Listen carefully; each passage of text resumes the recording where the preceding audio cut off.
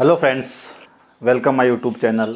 मैं संपत सिंह आज आपके लिए एक छोटा सा टॉपिक लेके आया हूँ जो काफ़ी इम्पोर्टेंट है, जो 10th क्लास साइंस और 12th क्लास फिजिक्स के लिए इम्पोर्टेंट है। साथ में वैसे सभी कॉम्पिटिटिव एग्ज़ाम जो बच्चे दे रहे हैं उनके लिए ये लाभप्रद होगा। तो आज हम बात करेंगे विद्युत विभव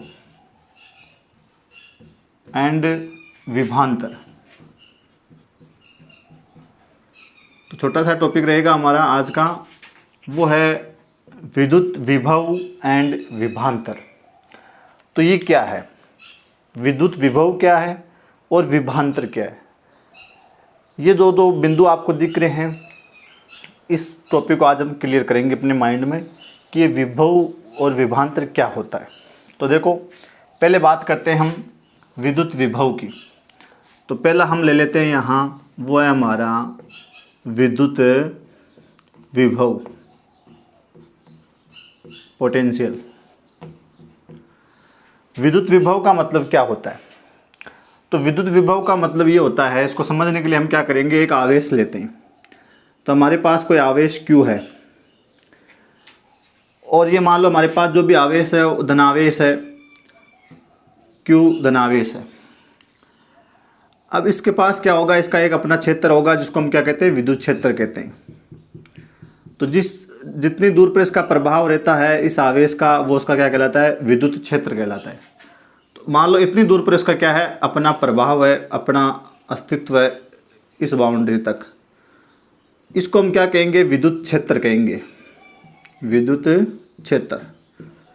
यानी ये आवेश जो धनावेश है हमारे पास Q, ये इतनी दूर पर अपना प्रभाव रखता है। जैसे चुंबक होती है तो चुंबक कुछ दूरी तक अपना क्षेत्र रखती है, अपना प्रभाव रखती है, उसको चुंबकीय क्षेत्र कहते हैं। उसी प्रकार ये आवेश है तो कुछ दूरी तक अपना प्रभाव रखेगा, उसको हम क्या कहेंगे, उसका विद्युत क्षेत्र कहेंगे। अब मान लो हमारे पास इसके बाहर का जो जितना भी जो एरिया होगा उसको हम मानेंगे अनंत। तो यहाँ मान लो हमारे पास एक दूसरा आवेश है Q0, जिसको परीक्षण आवेश कहते हैं, टेस्टिंग आपका आवेश कहते हैं। इसको Q0 से मैंने दर्शाया है। आप चाहो तो इसको Q से भी दर्शा सकते हो या Q0 कह सकते हो, कुछ भी कह सकते हो, जो धनावेश। और ये विद्युत क्षेत्र के अंदर हमारे पास कोई बिंदु है, मान लो A, और कोई बिंदु है मान लो B, ऐसे आप बिंदु ले सकते हो। अब इस विद्युत क्षेत्र के बाहर का जितना भी जो एरिया होगा वो किस में काउंट होगा, अनंत में काउंट होगा। तो यहाँ विद्युत विभव की जो परिभाषा निकल के आती है वो क्या निकल के आती है, परिभाषा के आधार पर इनको समझेंगे कि एकांक धनावेश को, एकांक धनावेश को अनंत से विद्युत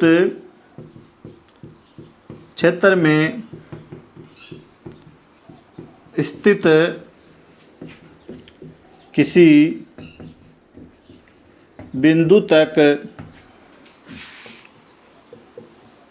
लाने में किया गया कार्य उस बिंदु पर विद्युत विभव कहलाता है। तो ये होगी इसकी परिभाषा। एकांक धनावेश को अनंत से विद्युत क्षेत्र में स्थित किसी बिंदु तक लाने में किया गया कार्य उस बिंदु पर क्या कहलाता है, विद्युत विभव कहलाता है। तो देखो हमारे पास ये है विद्युत क्षेत्र। तो हम क्या कह रहे हैं, एकांक धनावेश को, ये हमारे पास एकांक धनावेश Q0, धनावेश Q पॉजिटिव लिखा है मैंने यहाँ, को अनंत से, विद्युत क्षेत्र के बाहर को एरिया को हमने क्या मान लिया है, अनंत से विद्युत क्षेत्र में स्थित, ये हो गया हमारा विद्युत क्षेत्र। विद्युत क्षेत्र में स्थित किसी बिंदु, तो ये बिंदु A हो गया, ये बिंदु B हो गया, किसी बिंदु तक लाने में किया गया कार्य। अब यहाँ इसको लाएंगे तो हमको कार्य करना पड़ेगा। कैसे? जैसे मान लो ये धनावेश है, ये भी धनावेश है, तो समान आवेशों में क्या होता है, प्रतिकर्षण होता है, एक दूसरे को रिपल्सन करते हैं, वो एक दूसरे को प्रतिकर्षित करते हैं। समान आवेश एक दूसरे को आकर्षित करते हैं। इसका भी अपना एक क्षेत्र होगा, विद्युत क्षेत्र होगा। अब जैसे मैं इसको इधर लाना शुरू करूँगा अनंत से, तो यहाँ तक तो कोई दिक्कत नहीं है। लेकिन जैसे इसके विद्युत क्षेत्र में ये प्रवेश करेगा, इसका ये धनावेश, इसका भी धनावेश एक दूसरे को क्या करेंगे, प्रतिकर्षित करेंगे। तो ये एक दूसरे को पास नहीं आना चाहेंगे, लेकिन हम फिर भी उस पर क्या करेंगे, उनको पास लाना है, हमको किसी बिंदु तक लाना है, तो हमको उसको क्या करना पड़ेगा, पुश करना पड़ेगा, हमको उस पर क्या करना पड़ेगा, कार्य करना पड़ेगा। तो यहाँ मैंने कार्य किया और उसको मैं इस आवेश को कहाँ लेके आ गया, मान लो बी पर लेके आ गया। अभी ये बी पर जो है ये इससे दूर है, तो हो सकता है कम प्रतिकर्षण हो। जैसे और पास में मैं लाऊंगा, ए पर लाऊंगा, तो ये इसके क्यू के पास में आएगा, वैसे इसका प्रतिकर्षण बढ़ेगा। तो किया गया कार्य भी क्या करना पड़ेगा, हमको बढ़ाना पड़ेगा, किया गया कार्य भी बढ़ेगा। तो बात आपके समझ में आ गई होगी। एकांक धनावेश को अनंत से, ये विद्युत क्षेत्र के बाहर का क्षेत्र अनंत है, से विद्युत क्षेत्र ये हमारा हो गया, विद्युत क्षेत्र में स्थित किसी बिंदु ए बी सी जो भी है वहाँ तक लाने में किया गया कार्य। कार्य का मतलब है कि एक दूसरे को ये प्रतिकर्षित कर रहे हैं, इसलिए हमको इनको जानबूझकर ज़बरदस्ती इनको पास लाने की हम कोशिश कर रहे हैं। तो हम क्या कर रहे हैं, वहाँ कार्य कर रहे हैं। तो उस बिंदु तक लाने में जो कार्य किया जाता है वो उस बिंदु पर इसका क्या कहलाता है, विद्युत विभव कहलाता है। तो कार्य बराबर आप जानते हो, W बराबर होता है बल गुणा विस्थापन। तो यहाँ से आप विस्थापित कर रहे हो इसको यहाँ, और इस पर आप क्या लगा रहे हो, फोर्स लगा रहे हो। तो यहाँ आप क्या कर रहे हो, कार्य कर रहे हो। अब यहाँ इसका मैं फॉर्मूला बनाना चाहूँ तो हमारा जो चीज़ है वो कहाँ से आ रही है, मान लो V अनंत से आ रही है, और V अनंत पर जो है इसका प्रभाव कम है, तो हम यहाँ से मान लेते हैं A पर ज़्यादा। तो VA माइनस V अनंत बराबर किया गया कार्य W, कार्य को लिखेंगे W वर्ग और बटा आवेश। तो आवेश यहाँ हमने मान लो क्यों लिया, तो क्यों लिख लेते। तो यहाँ हमारे पास एक फॉर्मूला बन के आया, VA माइनस V अनंत बराबर किया गया कार्य बटा आवेश। तो यहाँ क्या है, इसके बराबर क्या बन जाए, कार्य बटा आवेश बराबर आप क्या लिख सकते हो, विभव लिख सकते हो। यहाँ अनंत पर जो विभव है उसको क्या मान लिया जाता है, शून्य या शून्य होता है। तो ये शून्य हो गया, तो पूरी की पूरी वैल्यू क्या हो जाएगी, शून्य हो जाएगी। तो हमारा अंतिम जो सूत्र बचेगा वो क्या बचेगा, VA बराबर बचेगा W/Q, जिसको आप चाहो तो ऐसे V बराबर W/Q भी लिख सकते हो। तो यहाँ आप लिख सकते हो विभव बराबर कार्य बटा आवेश। कार्य का मात्रक अगर इसका निकालना चाहिए विभव का, तो कार्य का मात्रक होता है क्या, जूल, बटा आवेश का मात्रक होता है क्या, कूलाम। तो विद्युत विभव का जो मात्रक निकल के आया वो क्या निकल के आया, जूल प्रति कूलाम, जिसको हम क्या कह सकते हैं, वोल्ट भी कह सकते हैं। इसको क्या कहा जाता है, वोल्ट भी कहा जा सकता है, जिसको V से दर्शाया जाता है। तो विद्युत विभव का जो मात्रक है जूल प्रति कूलाम, या ऐसा ही मात्रक के रूप में हम इसको वोल्ट भी कह सकते हो। तो ये तो हो गया हमारा विद्युत विभव। अब दूसरी बात करते हैं विभवांतर की। तो इसी से ही बात क्लियर हो जाएगी हमारी। विभवांतर के वर्ड से हमको पता चल रहा है, इसका अगर हम एक विच्छेदन करें तो हमारे पास निकल के आता है विभव में अंतर। विभव में क्या अंतर, विभव में अंतर, विभव धन अंतर से बन गया विभवांतर। तो विभव में अंतर देखो, यहाँ ये कोई विद्युत क्षेत्र में हम क्या कर रहे हैं, एक बिंदु से दूसरे बिंदु की ओर लाएंगे, जैसे जैसे इधर बढ़ाएंगे ये इस पर क्या होगा, प्रतिकर्षण बढ़ेगा। तो यहाँ विभव में क्या आ जाएगा, अंतर आ जाएगा। तो इसकी परिभाषा क्या बनेगी, एकांक धनावेश को, एकांक धनावेश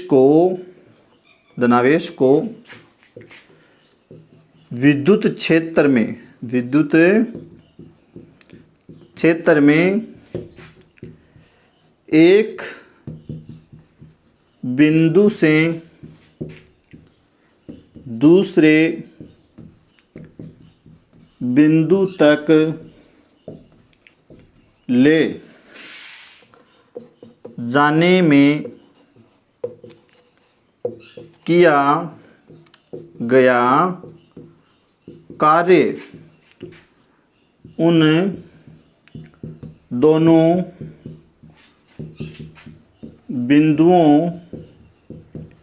बिंदुओं के मध्य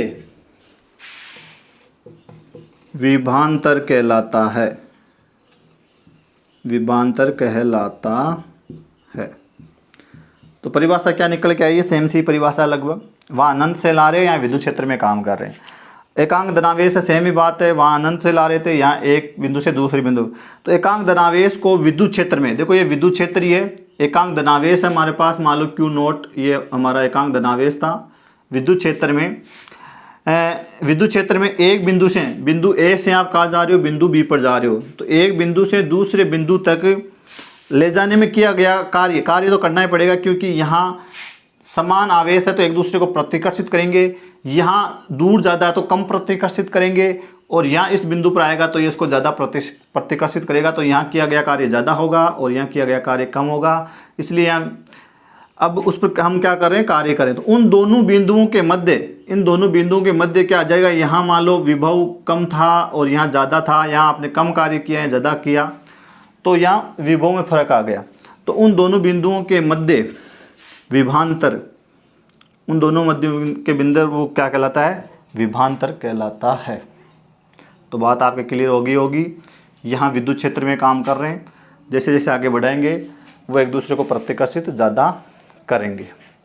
अब इसको अगर फॉर्मूले के रूप में देखें तो यहाँ देखो विद्युत विभव कम होगा और यहाँ ज़्यादा होगा, तो VA पर ज़्यादा है माइनस VB पर कम है, बराबर आप क्या लिख सकते हो, किया गया कार्य, यानी इसको आप क्या लिख सकते हो, W बट्टा आवेश, जिसको आप लिख सकते हो Q। तो वही फॉर्मूला बन गया, सेम क्या बना, वही आपका, लेकिन यहाँ थोड़ा ये फ़र्क आ गया है कि VA से लेकर आप VB तक जा रहे हो, तो यहाँ ज़्यादा होगा, यहाँ कम, बराबर किया गया कार्य बट्टा आवेश। तो यहाँ फॉर्मूला ये बन जाएगा। यहाँ हम जीरो नहीं कर सकते किसी को, वहाँ तो अनंत पर जीरो हो सकता था, यहाँ ये रहेगा। किया गया कार्य का मात्रक क्या लिख देंगे हम, जूल, अगर इसका मात्रक निकालना चाहें, और Q का आपका आवेश का मात्रक हो गया कूलाम। तो यहाँ पर भी जो मात्रक निकल के आया वो सेम ही आया, जूल प्रति कूलाम, जिसको आप क्या कह सकते हो, वोल्ट कह सकते हो, V से इसको दर्शाया जाता है। तो हल्का सा फर्क है, ज़्यादा फर्क नहीं है। यहाँ विद्युत क्षेत्र में काम हो रहा है, वो अनंत से विद्युत क्षेत्र में आ रहे हैं, विद्युत क्षेत्र से विद्युत क्षेत्र में जा रहे हैं। तो दो बिंदुओं के बीच जो विभव में जो अंतर है वही विभांतर है। अब विद्युत विभव या जो विभांतर, उसको मापने के लिए हमको जो उपकरण चाहिए वो चाहिए हमको वोल्ट मीटर। तो वोल्ट मीटर से नापते हैं। जो हमारी धारा होती है, धारा, उसको हम मापते हैं किससे, मीटर से। और जो विभव होता है या जो विभांतर होता है उसको हम किससे मापते हैं, वोल्ट मीटर से, जिसका प्रतीक ऐसे होता है, प्लस और माइनस। एक बात और ध्यान रखना, जो वोल्ट मीटर होता है, जहां आपको विभांतर मापना है, विभव में अंतर जहां आपको मापना है, तो विभांतर हमेशा क्या होगा, दो बिंदुओं के मध्य होगा, एक और एक, दो बिंदुओं के मध्य विभांतर होगा। तो जैसे मान लो ये हमारे पास दो बिंदु है, ये बिंदु A है और ये कोई वायर है और ये बिंदु आपका B है। इन दोनों बिंदुओं के मध्य आपको यहाँ विभांतर मापने हैं, दोनों के मध्य। तो जो वोल्ट मीटर है वो इसके हमेशा ही समांतर क्रम में लगाया जाता है। तो वोल्ट मीटर हमेशा ही परिपथ में समांतर क्रम में लगता है, समांतर क्रम, जिसको पार्श्व क्रम भी कहते हैं। और जो एमीटर होता है वो हमेशा किस क्रम में लगता है, श्रेणी क्रम में लगता है। तो ये लगता है एमीटर धारा मापने वाला श्रेणी क्रम में, और ये दो बिंदुओं के बीच किस क्रम में लगता है, पार्श्व, साइड या समांतर, उसके पैरेलल ही लगता है। तो वोल्ट मीटर को लगाया जाता है उसके समांतर क्रम में, और वोल्ट मीटर से इसको आप विभांतर माप लेंगे जिन दो बिंदुओं के मध्य, यहाँ दो बिंदु A और B के मध्य मापना है, तो वोल्ट मीटर लगा के इसके मध्य का जो विभव में अंतर है वो माप लेंगे। तो वोल्ट मीटर से उसका विभव मापा जाता है, और उसको हमेशा ही उन दो बिंदुओं के मध्य किस क्रम में लगाया जाता है, समांतर या पार्श्व क्रम में लगाया जाता है। ये इनके मात्रक, परिभाषा और ये इनका कंसेप्ट। धन्यवाद।